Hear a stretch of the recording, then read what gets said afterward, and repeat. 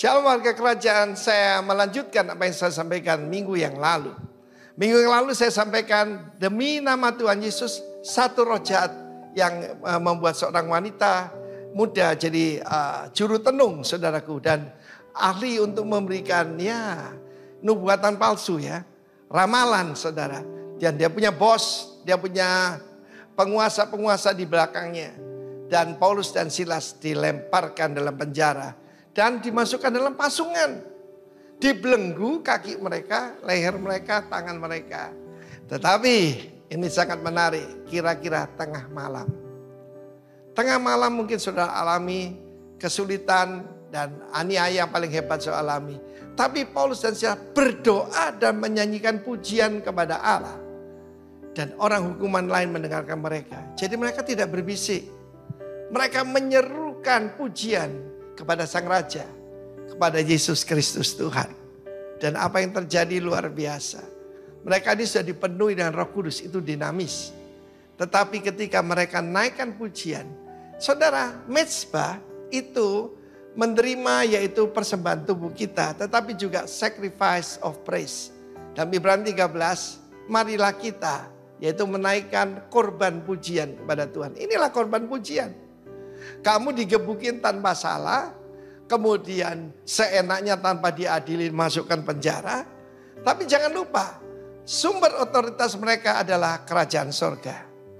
Secara warga negara, mereka adalah warga negara Romawi. Dan warga negara Romawi punya hak. Hak untuk diadili, hak untuk didampingi oleh pengacara yang disediakan oleh kerajaan. Tetapi mereka memilih kerajaan yang lebih tinggi. Kerajaan yang tertinggi. Yaitu kerajaan Allah. Dan apa yang terjadi? Mukjizat. Terjadi gempa bumi yang hebat. Sehingga sendi-sendi penjara goyah, terbuka semua pintu. Dan terlepaslah belenggu mereka semua. Dan yang aneh, saudaraku, tidak ada seorang pun melarikan diri. Coba bayangkan saja kalau LP, lembaga permasyarakatan di kota tertentu. Lalu pintunya terbuka. Tidak waktu berapa menit semuanya akan hilang, saudara. Tapi kehadiran Tuhan, bahkan penjahat pun menikmati the peace, the shalom daripada hadirat Tuhan. Dan pada satu kepala penjara yang cuma diperintah oleh para pembesar, para penguasa, dia mau bunuh diri, saudaraku, seppuku, seperti orang Jepang begitu. Karena dia menyangka orang-orang hukuman telah melarikan diri. Kita lihat who is the boss. Paulus berseru dengan suara nyaring, jangan celakakan dirimu. Kami semuanya, bukan cuma kami berdua, ada di sini.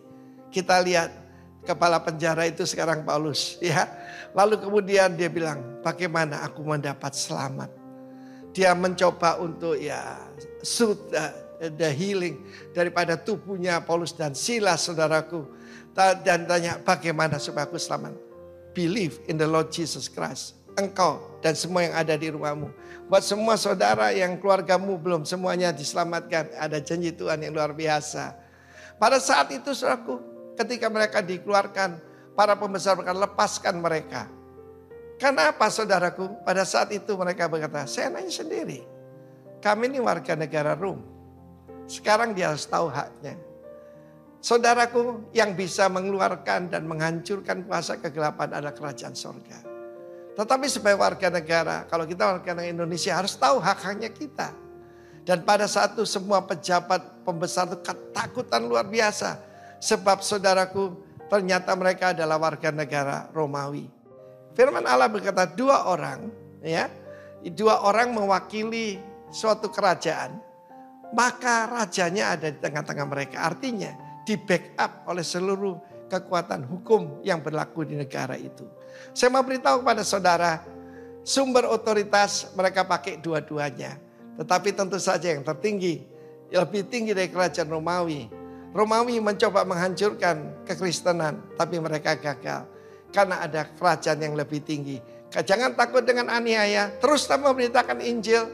Tetaplah berani, tetapi tetap perlu dengan hikmat Tuhan. Usirlah roh-roh jahat dalam nama Yesus. Amin.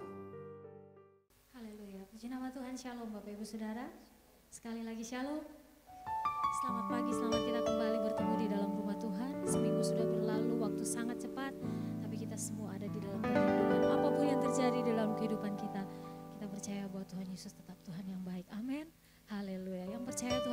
siapkan hati kita untuk memuji dan memuliakan nama Tuhan. Sebab firman Tuhan berkata, Tuhan adalah terangku dan keselamatanku. Kepada siapakah aku harus takut? Tuhan adalah benteng hidupku. Terhadap siapakah aku harus gemetar? Mari kita satukan hati buat Tuhan. Bapa, kami bersyukur kepadamu pagi hari. Dalam kasih setia Tuhan di sepanjang kehidupan kami. Terima kasih buat pagi hari ini ya Tuhan. Minggu yang baru lagi kami tapaki. Tuhan, ketika kami membuka mata kami mendapati bahwa kami masih sehat, kami kuat, kami ada sebagaimana kami ada. Ini bukan karena kuat kami Tuhan, namun karena kasih setiamu, penyertaan Tuhan yang sungguh luar biasa, pemeliharaan Tuhan yang sempurna dalam hidup kami. Sebab itu pagi hari ini kami mau datang di hadapan-Mu, bawa pujian kami, bawa korban syukur kami di hadapan-Mu Tuhan. Untuk sebagai kami mempersembahkan Tuhan bagimu Yesus Tuhan. Raja di atas segala raja, Yesus yang sudah memberikan kami kekuatan, Yesus yang sudah memberikan kami perlindungan. Terima kasih Bapa di surga, kami siap memuji dan memuliakan nama Tuhan. Datanglah kerajaan-Mu, jadilah kehendak-Mu di tempat ini seperti di surga. Dalam nama Yesus kami berdoa, haleluya, amin. Mari kita bangkit berdiri Bapak Ibu Saudara, haleluya.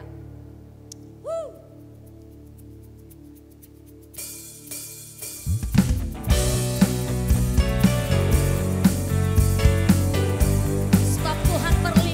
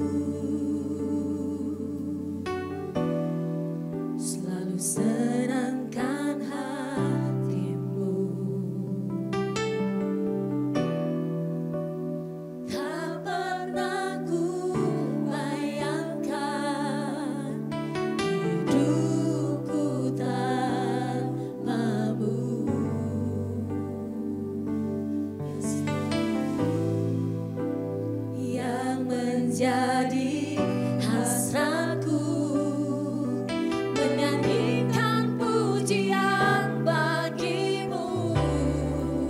Aku menyembahmu, Yesusku, yang ada di tahta-Mu ya. Aku memujimu dengan senapan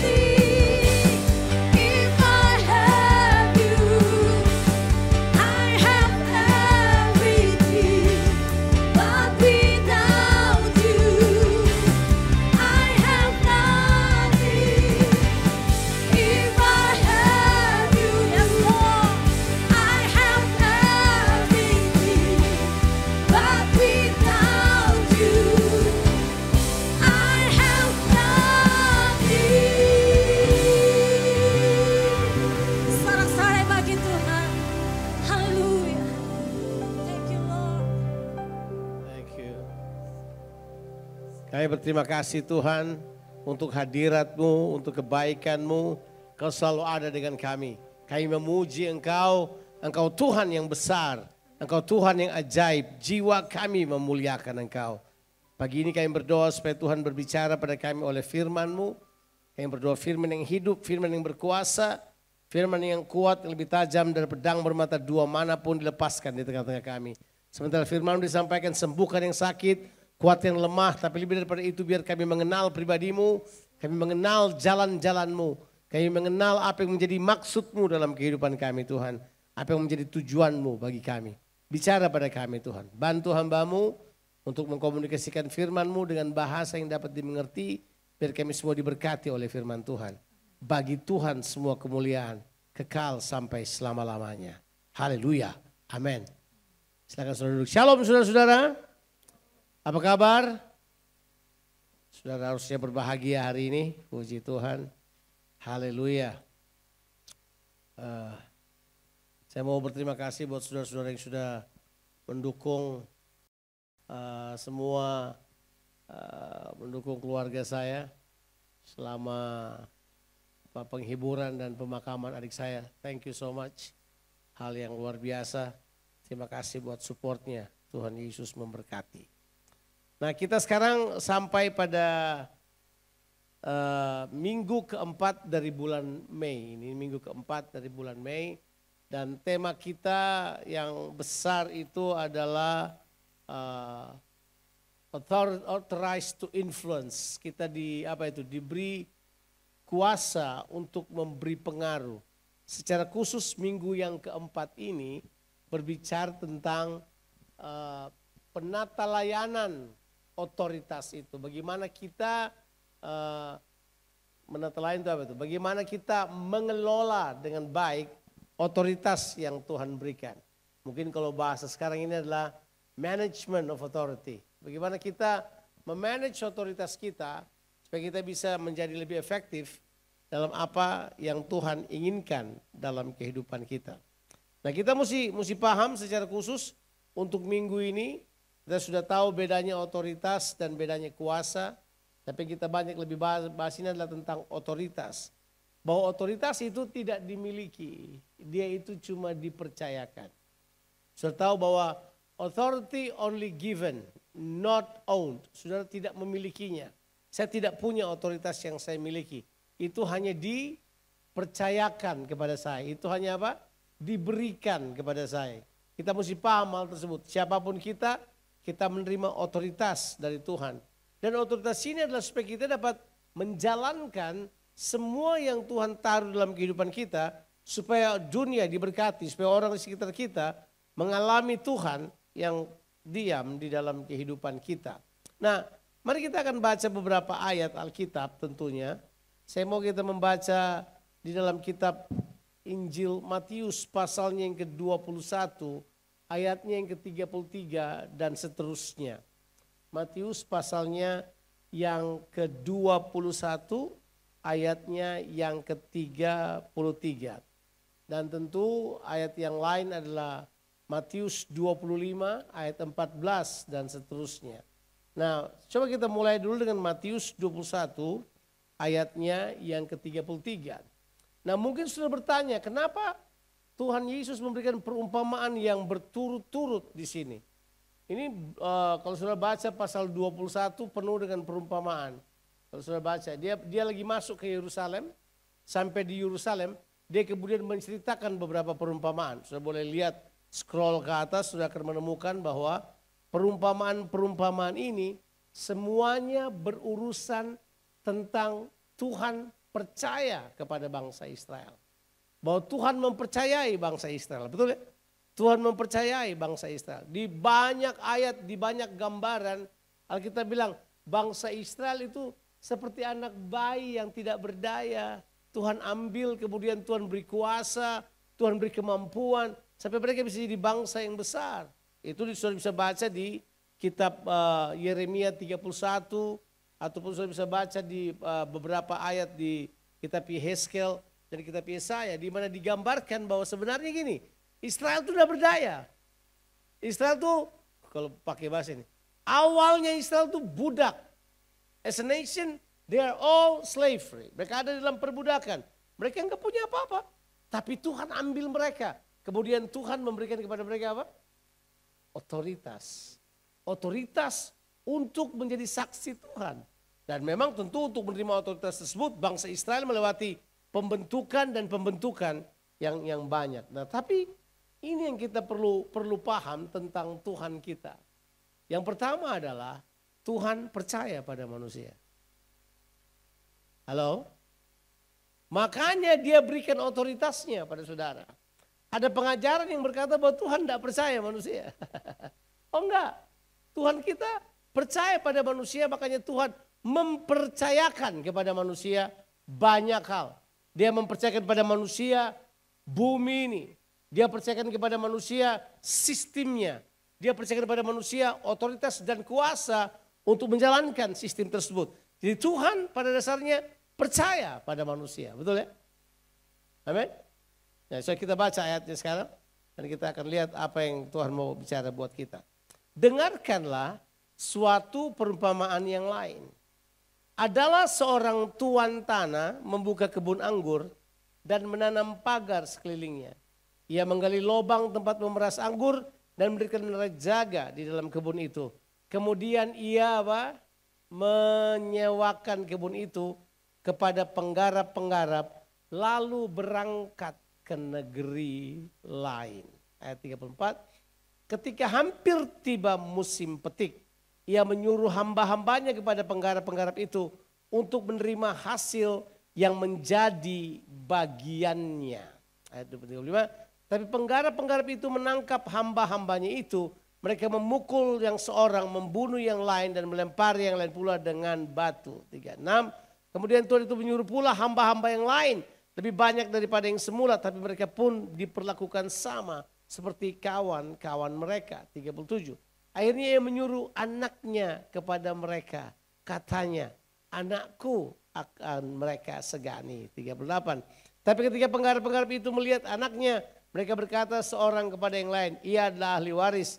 Mari kita bunuh dia supaya warisannya menjadi milik kita. 39, mereka menangkapnya dan melemparkannya keluar kebun anggur itu lalu membunuhnya. 40, maka apabila tuan kebun anggur itu datang, apakah yang akan dilakukannya dengan penggarap-penggarap itu?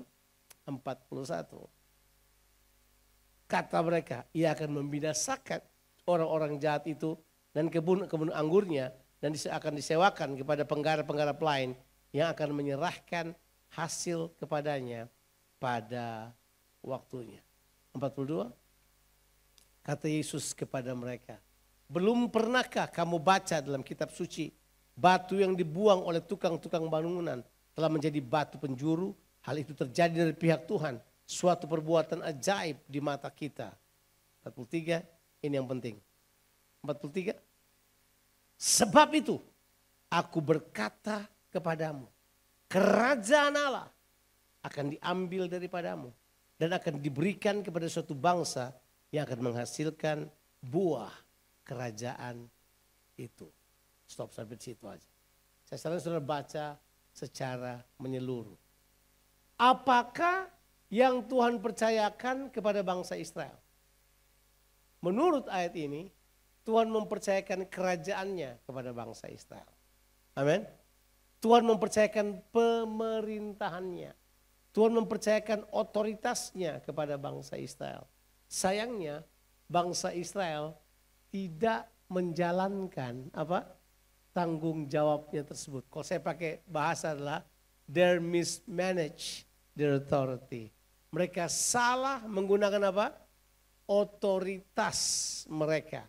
Makanya kalau saudara baca, waktu Yesus masuk ke bait suci, Yesus masuk ke Yerusalem, Yesus bertemu dengan sistem pemerintahan bangsa Israel yang carut marut, korup, pemimpin-pemimpinnya tamak akan uang, mereka gila hormat, mereka bukan pemimpin-pemimpin yang patut dihargai. Makanya Yesus kemudian memberitahukan, ini masalahnya sekarang, bahwa orang-orang datang dipercayakan sesuatu, tapi mereka tidak menjalankan kepercayaannya. And the same token, dengan pemikiran yang sama, Tuhan telah mempercayakan kepada kita banyak hal. Setiap kita telah dipercayakan dengan apa? Otoritas. Betul ya?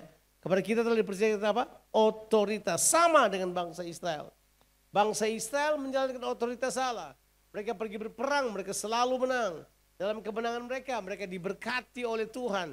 Mereka perluas negaranya, mereka perluas kerajaannya. Sampai kalau mereka tidak taat kepada otoritas Tuhan, hukuman datang kepada mereka. Dan cerita itu telah berulang-ulang kita dengar. Artinya sudah waktunya kita kemudian mulai berpikir, ini waktunya saya untuk mengelola dengan baik apa yang Tuhan percayakan kepada saya. Betul gak? Itu penting. Saya perlu mengelolanya dengan baik. Apa yang Tuhan percayakan pada kita. Nah memang secara khusus konteks kita berbicara tentang kekuasaan. Tapi tentu ada banyak yang Tuhan percayakan pada kita. Tuhan percayakan pada saya kehidupan. Benar gak? Amin. Kalau saya tanya ini pada saudara, adakah dari hidup saudara yang adalah milikmu sekarang? Kalau baca Alkitab enggak ada. Tubuhmu pun bukan milikmu.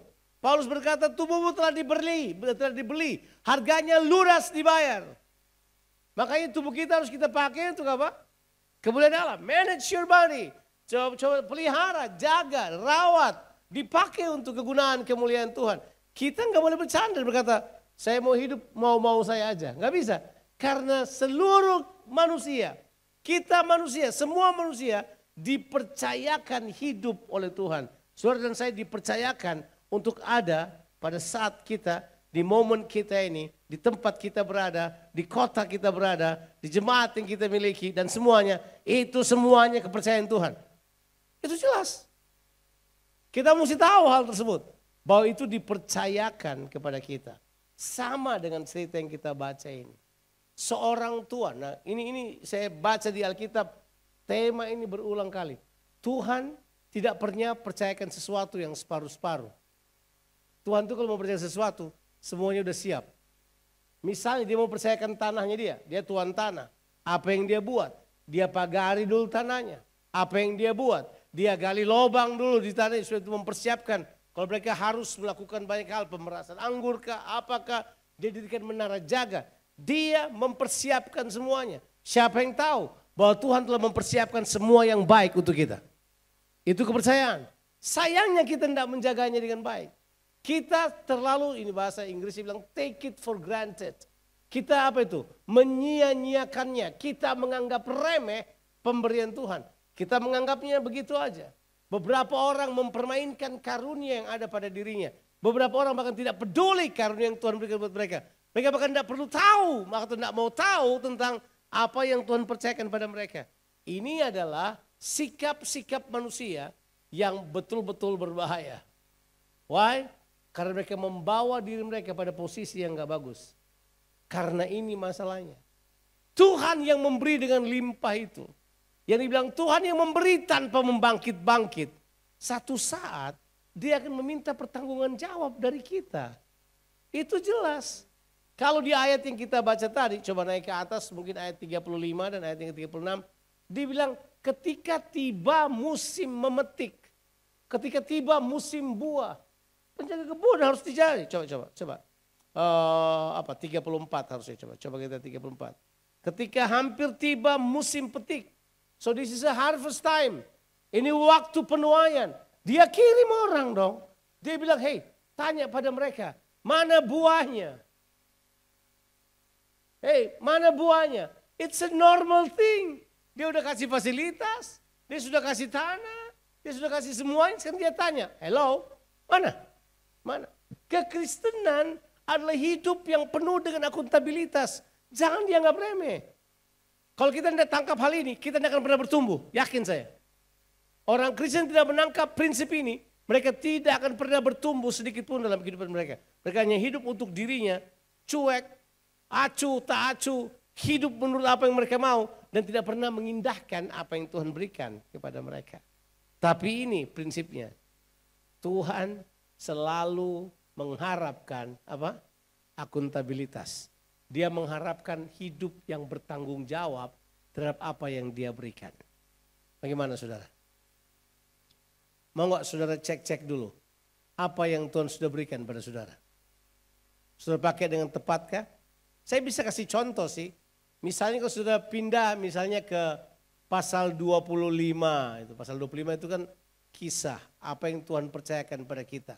Kalau sudah baca pasal 25 itu yang pertama adalah perumpamaan tentang 10 anak darah itu. Terus kita punya cerita itu adalah 10 anak darah yang bodoh dan 10 anak darah yang bijaksana. Kita konsentrasi di situ. Padahal tujuan perumpamaan itu apa? Gunakan waktumu dengan baik. Itu dia bilang. Bahwa waktumu perlu ada persiapan, harus itu semua itu. Mempersiapkan diri dan seterusnya. So dia bilang use your time wisely. Because you don't know. Sebab kamu gak tahu kapan mempelai itu akan datang. Itu kan bahasa terakhirnya. Pasal 25 ayat 1 sampai ayat yang ke-13. Nah di pasal yang ke-25 ayatnya yang ke-14 dan seterusnya. Itu tentang perumpamaan tentang talenta.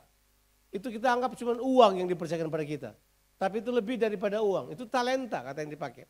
Talenta bisa berupa gift, kemampuan, karunia, kemampuan-kemampuan yang Tuhan berikan pada kita. Yang kita bisa kerjakan untuk mendatangkan keuangan, mendatangkan kesejahteraan buat kita.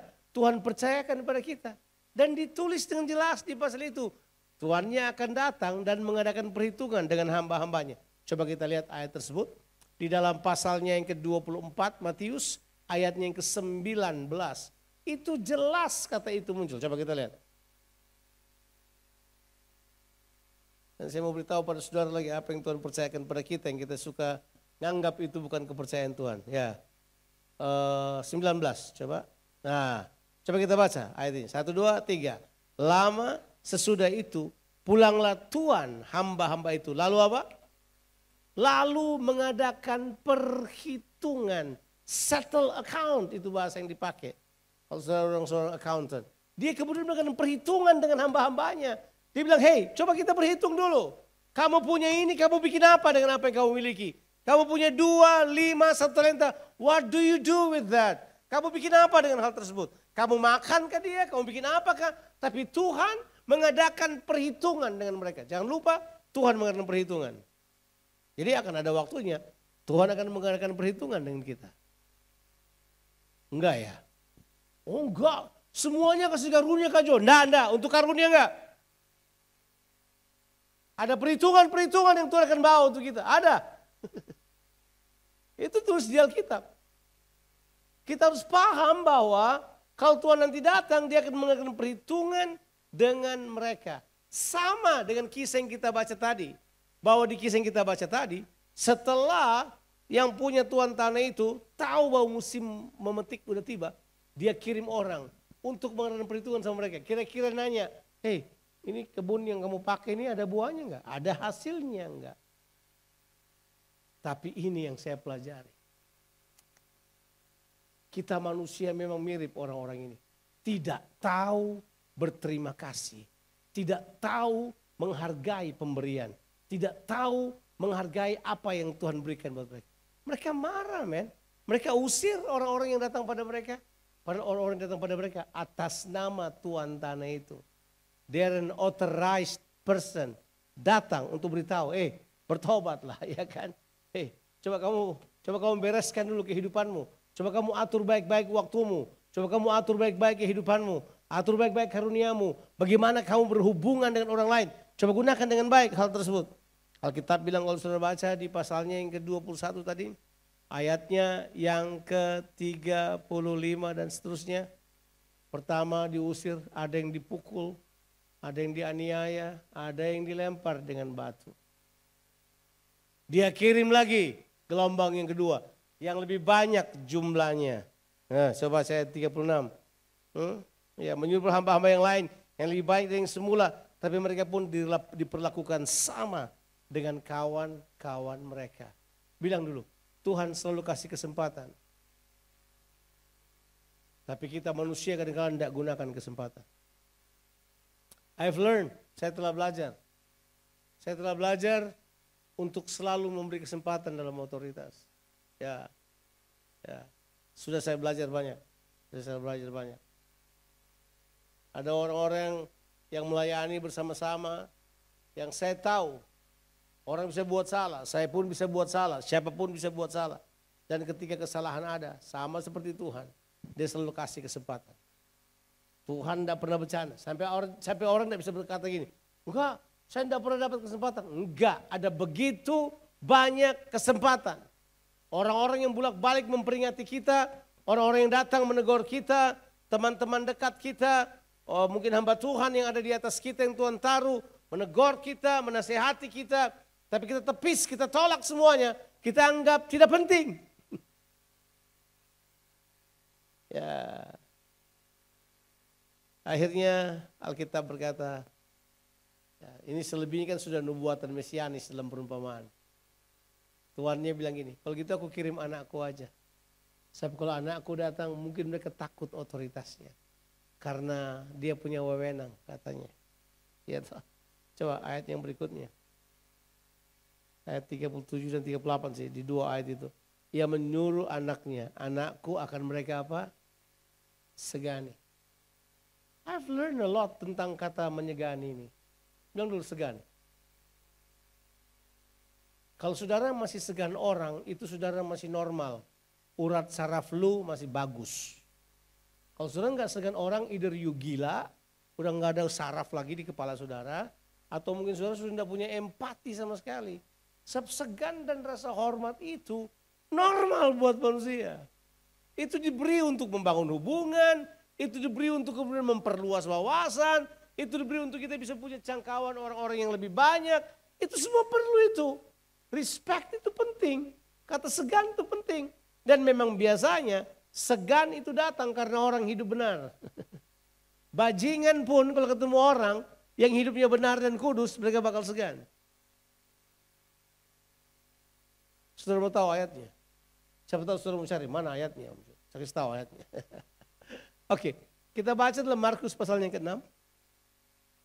Ini saya mesti cari dulu. Saya tiba-tiba ingat aja, saya tidak persiapkan ayat ini. Markus pasal yang ke-6 tentang Herodes. Herodes itu makhluk yang enggak segan pada siapapun. Tapi dia segani orang yang apa? Orang yang benar. Oke, kita baca ayat yang ke-20. Ya, kita ayat yang ke-20. Oke. Sebab Herodes itu kata muncul apa? Segan akan Yohanes karena ia tahu bahwa apa? Yohanes adalah apa? Orang benar dan yang suci. Kita seringkali segan orang pada karunia-Nya. Sebenarnya segan muncul karena karakter. Benar dan apa? Suci. Jadi ia melindunginya. Tapi apabila mendengarkan Yohanes, hatinya selalu terombang-ambing. Namun ia merasa senang juga mendengarkan dia. Jadi apa yang sudah lihat sini? Oh, Herodes ini enggak takut siapapun. Dia lawan siapa aja. Iya. Tapi ketika dia ketemu Yohanes, dia tahu ini orang benar. Dia punya rasa segan itu. Waktu pemimpin atau majikan yang punya tanah ini kirim anaknya sambil berkata, mungkin mereka bakal segan. Tapi dia salah. Mereka enggak segan. Mereka bakal apa? Membunuh anaknya karena apa? Karena ingin memiliki. Bilang dulu. Ingin memiliki. Hei, ingat kepercayaan bukan milik. Iya, kepercayaan itu kamu cuma diberikan. Saudara bukan pemiliknya. You are only entrusted. Kamu harus memberi pertanggung jawab. Tapi mereka mau menjadi milik supaya tidak perlu hidup dalam tanggung jawab. Itu dia. Coba kembali ke ayat yang tadi. Di pasal 21, Matius 21. Mereka itu kemudian ingin membunuhnya. Coba kita lihat ayat 38. Ya. Mari kita bunuh dia supaya warisannya apa? Menjadi apa? Milik kita. Kita ini suka lupa loh. Bahwa apa yang ada pada kita hanya dipercayakan. Kita merasa memiliki. Kita kemudian itu tuh. Merasa kita akan atur menurut maunya kita. Kita bikin semua seperti yang kita mau. Enggak, saudara. Kita tidak bisa melakukannya. Semuanya cuma dipercayakan. Saya mau ingatkan saudara-saudara yang ada di depan mimbar ini. Saudara yang main musik, karunia itu pemberian Tuhan. Ya, Tuhan percayakan pada saudara. Ya, saudara harus pakai itu secara bertanggung jawab. Apakah engkau pemain musik, engkau penyanyi, pengkhotbah, orang yang menjalankan karunia. It's only given to you. Tapi memang kalau merasa milik itu susah. Begitu kita merasa milik, ada 3 yang berubah dalam kita. Yang pertama, motivasi kita langsung berubah. Oh ya, motivasi kita langsung berubah. Karena kita kemudian mulai mengingini, bilang dulu mengingini. Mengingini itu adalah sesuatu yang berbahaya. Alkitab bilang kan, manusia tidak dicobai oleh iblis. Karena iblis enggak, ya manusia juga tidak dicobai oleh Tuhan. Ya, tapi manusia lebih banyak dicobai oleh apa? Keinginannya sendiri. Ya, mereka ingin memiliki, mereka mau sesuatu. Jadi motivasi mereka melenceng. Yang kedua adalah apa? Mereka kemudian mulai berpikir menjadi aji mumpung. Bilang aji mumpung. Mereka kemudian mulai mencari kesempatan untuk bisa memilikinya. Pernah ketemu dengan orang yang aji mumpung? Menggunakan kesukaan orang lain sebagai kesempatan untuk memperoleh sesuatu, mendapat kekuasaan dan seterusnya. Ini sangat berbahaya. Tahu boleh aji mumpung? Aji mumpung itu apa itu ya? Bahasa Makassarnya aji mumpung apa kah? Tidak ada. Tidak ada. Aji mumpung itu apakah? Pokoknya saudara kemudian apa itu? Aji mumpung. Aji mumpung itu sudah menggunakan waktu yang terjadi untuk kepentingan saudara. Ada unsur manipulatifnya itu. Ada unsur manipulatif di dalamnya. Itu yang pertama. Kita punya kemudian motivasi kita berubah. Kita kemudian mulai menjadi aji mumpung. Ya. Ketahuan kalau aji mumpung pas mau pilkada. Itu banyak itu yang aji mumpung ya. Kemudian aji mumpung. Bayangkan. Yang menang orang lain dipasang fotonya baru dia berdiri di bawahnya. Itu tidak tahu apa namanya. Ya. Indonesia kalahkan apa dipakai alat kampanye. Aneh juga. Tapi ya. That's the way they do things in life. Mereka berupaya untuk memiliki sesuatu. Setelah aji mumpung mungkin yang paling bahaya adalah yang ketiga. Ya, yang pertama tadi motivasi, yang kedua adalah apa? Aji mumpung. Yang ketiga adalah you have a competitive spirit. Kamu punya roh kompetisi. Kamu akan anggap orang lain sebagai apa? Saingan untuk memperoleh apa yang kamu miliki. Kamu sikut sana, sikut sini. Itu paling bahaya itu. Kita tidak boleh memiliki hal tersebut. Tapi itu yang terjadi pada orang-orang ini. Sampai anaknya pun dibunuh dan dibuang. Alkitab kemudian bilang buat kita. Apa komen dari yang punya itu? 39 kita baca lagi. Yesus, ayat 40 langsung. Ini langsung Yesus bilang ini. Maka apabila tuan kebun anggur itu datang, apakah yang akan dilakukannya dengan penggarap-penggarap itu? Yang dia tanya siapa ini? Ada yang tahu gak yang dia tanya siapa ini? Ahli-ahli Taurat, orang Farisi, orang yang merasa paling tahu banyak hal tentang agama. Dia tanya, menurut saudara, kira-kira tuan tanah ini akan bikin apa sama mereka? Tahu mereka jawab. Jawabannya mereka. Coba kita lihat. Kata mereka kepadanya, ia akan membinasakan orang-orang jahat itu. Dan kebun anggurnya akan apa? Disewakan kepada apa? Yang lain yang akan menghasilkan hasilnya pada waktunya.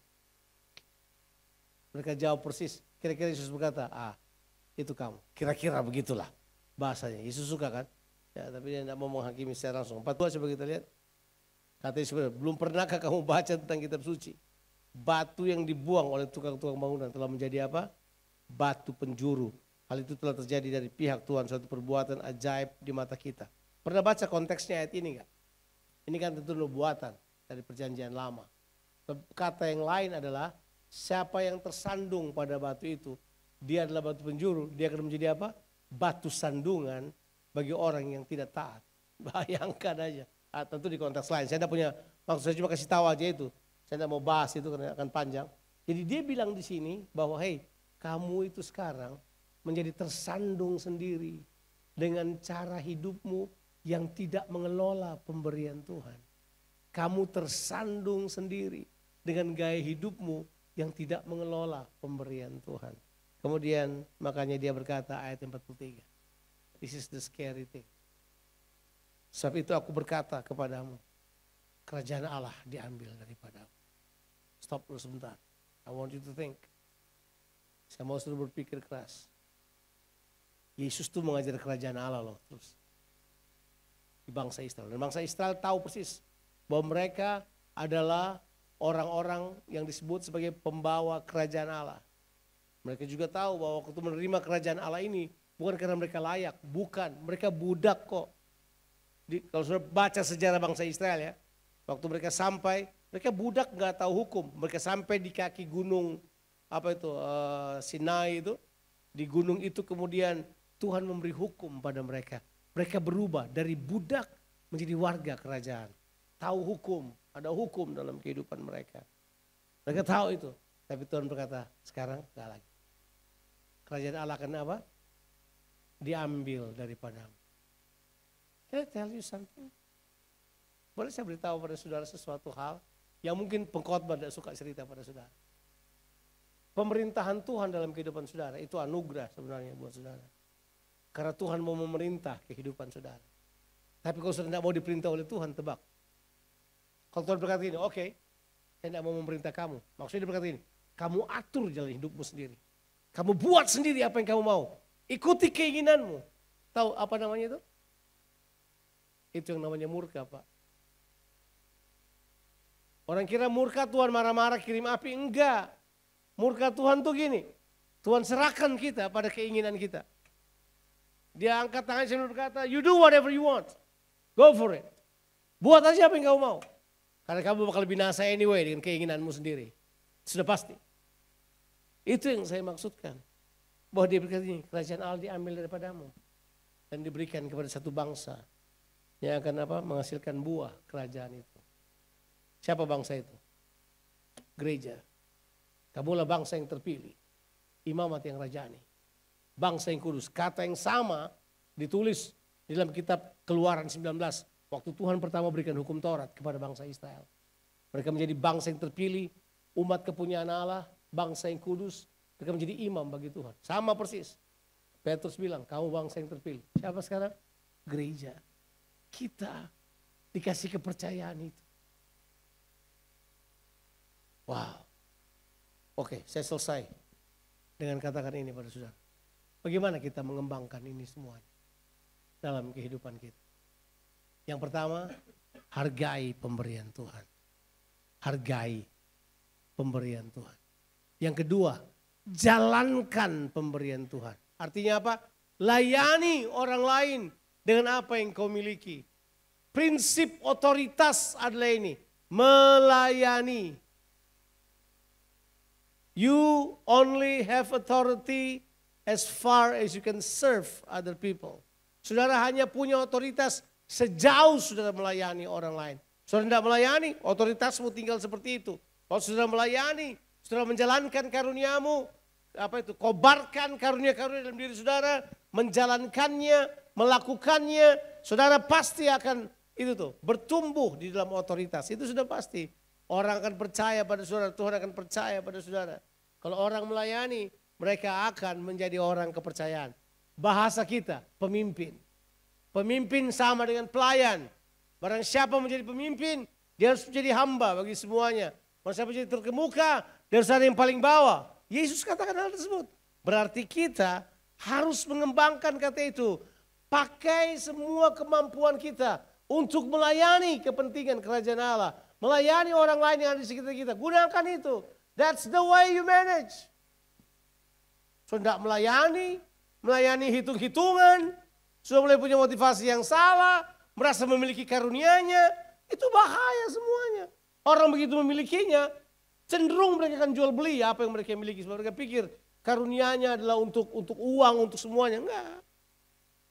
Karunia Tuhan pakai untuk kepentingan orang lain. Yang ketiga.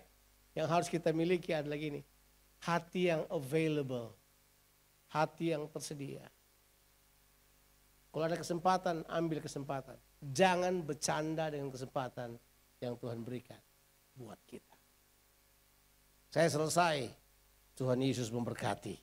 Saya khotbah 33 menit, ya cukuplah. Tuhan Yesus memberkati saudara-saudara sekalian. Haleluya. Amin. Mari kita berdoa. Saya mau saudara menundukkan kepala saudara kemudian merenungkan firman Tuhan. Ingat apa yang Tuhan percayakan kepadamu. Ya. Layani hal tersebut.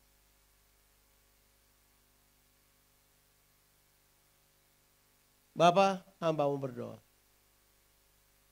Kami berdoa supaya kebenaran firman Tuhan ini masuk ke dalam kehidupan kami. Hamba-Mu sadar hamba-Mu sangat terbatas untuk memberi penjelasan. Hamba-Mu sadar tidak mudah untuk menjelaskan hal-hal ini. Tapi hamba percaya Roh Kudus sanggup untuk menjelaskannya sesuai dengan kebutuhan kami. Berkati setiap orang yang hadir pagi ini. Biar kami semua menjadi orang-orang yang tahu menata kelola otoritas yang Tuhan berikan pada kami. Mari berkati umat-Mu, hamba-Mu berdoa. Dalam nama Tuhan Yesus Kristus. Amin. Shalom. Baik, ada pengumuman tambahan Bapak Ibu. Kingdom Leadership Conference akan diadakan kembali pada tanggal 20 dan 22 Agustus 2024 di GBI Rock Lembah Pujian Denpasar, Bali. Tentunya ada pembicara-pembicara yang luar biasa. Ada Pastor Kong Hee dari City Harvest Church, Pastor Dr. Philip Lin, Pastor Timotius Arifin, Pastor Roni Dwi Koras Sumito, dan Pastor Daniel Januar, dan tentunya ada Pastor Jonathan Patiasina. Bagi Bapak Ibu yang rindu untuk mengikuti acara tersebut, bisa segera mendaftar atau ada registrasi tentunya Bapak Ibu. Baik, kita akan masuk dalam persembahan. Mari kita satu dalam doa. Kami bersyukur Bapa atas setiap kebenaran firman yang sudah kami dengar. Biarlah itu menjadi rema dalam setiap kehidupan kami. Dan kami dapat mempertanggungjawabkan setiap yang Tuhan sudah percayakan dalam setiap kehidupan kami. Dan kami akan memberikan yang terbaik untuk Engkau Bapa. Baik Tuhan, pelayanan misi, diakonia, bahkan persembahan. Tuhan berkati setiap apa yang kami akan beri. Terima kasih untuk ini semua Bapa. Di dalam nama Tuhan Yesus kami sudah berdoa dan mengucap syukur. Haleluya. Amin. Haleluya. Saya percaya kita semua diberkati oleh kebenaran firman Tuhan. Dan sebelum kita mengakhiri ibadah kita pagi hari ini, saya mengundang kita sekali lagi bangkit berdiri. Haleluya.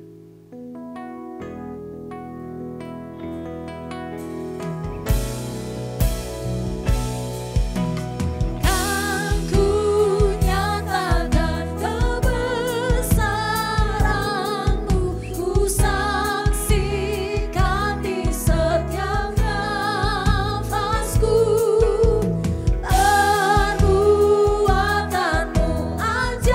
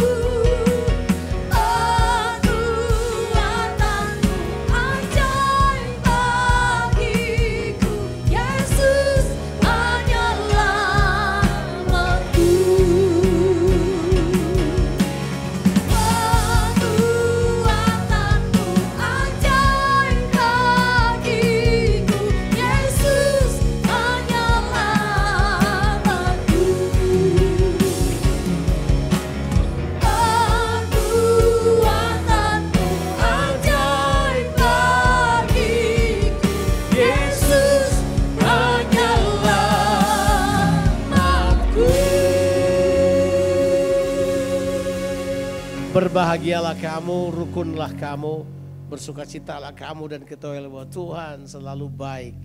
Tuhan selalu memberi kesempatan buat kita untuk menjadi pribadi yang Dia inginkan. Terimalah berkat Tuhan. Tuhan memberkati engkau dan melindungi engkau. Tuhan menyinari engkau dengan wajah-Nya dan berikan kepadamu kasih karunia. Tuhan menghadapkan wajah-Nya kepadamu dan berikan engkau damai sejahtera, limpah rahmat, supaya diberkatilah kehidupanmu. Diberkatilah keluar masukmu, diberkatilah keluargamu dan orang-orang yang kau kasihi. Diberkatilah pekerjaanmu, usahamu, bisnismu, studimu, dan pelayananmu. Apa saja yang dikerjakan oleh tanganmu dilipat gandakan oleh Tuhan. Kiranya tangan-tanganmu ini menjadi tangan kesembuhan, tangan keberkatan, dan tangan pemulihan bagi semua orang yang kamu jumpai. Karena Tuhan menyertai engkau akan berdiam dalam kehidupanmu. Dalam nama Tuhan, Yesus Kristus. Yang percaya dan berkati Tuhan berkata bersama-sama, amin. Happy Sunday saudara-saudara, Tuhan memberkati.